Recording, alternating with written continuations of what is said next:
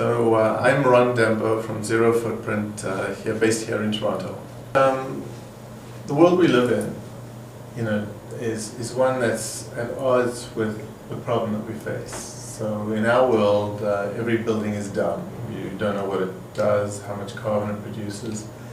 You eat a piece of meat and you don't know where it came from really, or what its life cycle is. You buy a table and you don't know if this is a good table or a bad table. You pick up a piece of paper. That notebook might contain, a pristine piece of pristine forest illegally logged. So part of the problem that we face is that our world is invisible. I mean, the world of carbon, the world of energy is invisible.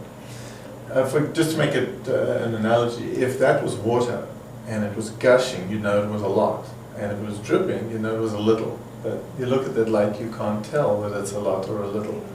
If there was a little gauge in this room that said, this room is consuming more per square foot than 90% of all rooms like it in Toronto, you'd say, well, wow, there's a problem here. So we don't have that kind of measure. So I think one of the biggest challenges around socially responsible consuming is simply understanding what it is that we're consuming and its impact. So I gave an example of a cell phone. Your cell phone might contain coltan that was mined illegally with slave labor, and that's funding a war in the Congo. Well, if you knew that, you might, and you had a choice between two cell phones, you would take that into account, and you don't. And so I think one of our biggest challenges is making the invisible visible. Great.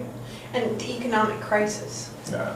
What role do you see that in sort of either furthering the movement or hindering it? I actually think there's two ways to look at it, but one way is that it's a huge opportunity, because a lot of making the world more responsible, now consuming responsible, is actually cutting down on energy or streamlining what we do or consuming less.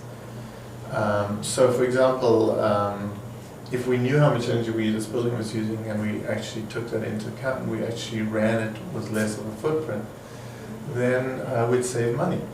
And this is a good time to be saving money. So I think there's so much low-hanging fruit where you could save money and do good.